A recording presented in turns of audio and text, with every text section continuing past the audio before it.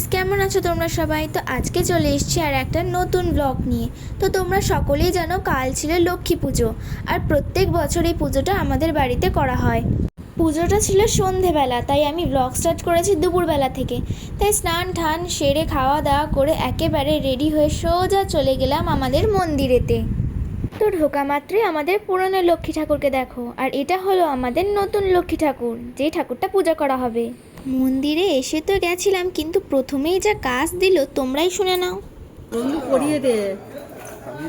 ওই যে কথায় আছে না, কাকে দিল রাজার পাট, তো আমার ক্ষেত্রেও তাই। তো অনেক কষ্ট করে আমি ফাইনালি পড়িয়ে দিয়েছি। এর বিহাইন্ড সিনটা তোমাদেরকে দেখালাম না, এটার অনেক কাহিনী রয়েছে। তো তোমরা এবার চিকুকে দেখো, সারা দিনটা বেচারাটাকে বেঁধে রেখে দিয়েছিল, যেহেতু বাড়িতে পুজো চলছিল। তারপর আমি আমার ছেলেটাকে একটু আদর করলাম, আর এখানেই তোমাদেরকে একটা মজার জিনিস দেখাই। চিকু, এবার ওই হাতটা দে, ওই হাতটা। চিকু, ওই হাতটা দে, হ্যান্ডশেক। তো ওখান থেকে মন্দিরে এসে দেখি ছোটো ঠাম্মা নারকেল করছিল আর ঠাকমা ফল ধরছিল, আর আমার মাতাশ্রী কাটছিল বসে বসে সবজি। তারপর আমি যখন আবার ওর কাছে যাই, তখনও দেখি বাইরের দিকেই তাকিয়েছিল বেচারা। তো ওদিকে মা ময়দা মাখছিল, আর এদিকে নারকেলটা কোড়া হয়ে গেছে নারকেল নাড়ু বানানোর জন্যে। তো তারপরে মা বানিয়ে ফেললো পুজোর ভোগ। তো মোটামুটি এদিকে সব প্রায় অলমোস্ট ডান। যেহেতু আজকে লক্ষ্মী পুজো, তাই আমি মাকে পরিয়ে দিচ্ছিলাম একটু আলতা, আর আমি এখানে আলতা পরাচ্ছিলাম না মাখছিলাম নিজেই বুঝতে পারছিলাম না। তারপর সন্ধ্যের দিকে আমাদের বাড়িতে চলে আসো ঠাকুর মশাই।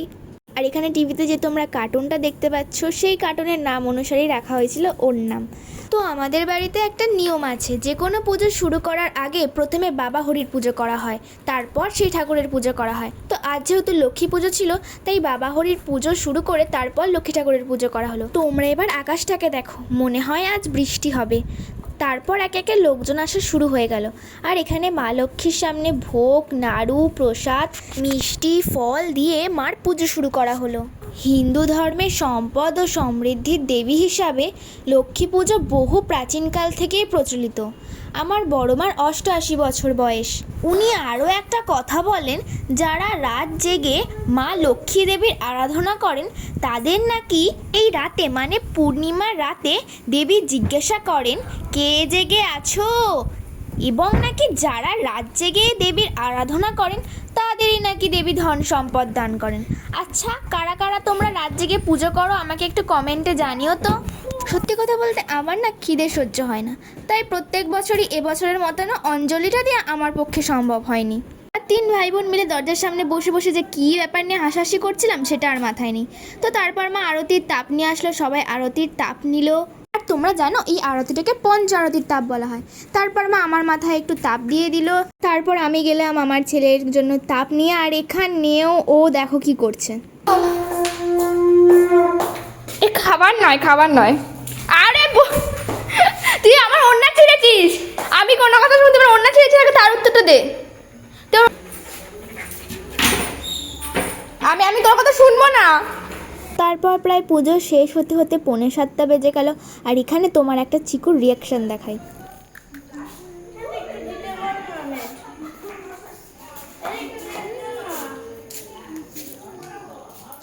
আসলে আমরা যাই খাই না কেন, যদি ওর সামনে খাই তাহলে ও ঠিক এই রকমভাবে বসে থাকে, মানে দাও আমাকে দাও, আমি একটু খাই। তারপর আমি ওকে পুজোর প্রসাদ দিলাম, আর পুজোর প্রসাদের সবই বেশিরভাগ মিষ্টি জাতীয় খাবার ছিল, তাই ওকে বেশি দিইনি। এরপর চলে গেলাম আমি মার কাছে প্রসাদ নিতে। বাকিদের অলরেডি প্রসাদ নেওয়া কমপ্লিট হয়ে গিয়েছিল। তারপর আর কি, আমার তো সবসময় মুখ চলতে থাকে, তাই ওখান থেকে প্রসাদ তুলে খাওয়া শুরু করে দিলাম। মনে হচ্ছিল উপোসটা মায়ের, আর খিদেটা পাচ্ছে আমার। তারপর পেছন থেকে দেখি ও হঠাৎ ডাকছে, আমি বুঝতে পারি না, যখনই আমি খাবার খাই কি করে যে ও চলে আসে। তো আজকের জন্য ব্লগটাকে এখানেই শেষ করছি। আমি জানি না আগের ব্লগের থেকে আমি নিজের কতটা বেস্ট এই ব্লগে দিতে পেরেছি। যদি কিছু ভালো লেগে থাকে তাহলে প্লিজ কমেন্টে জানিও।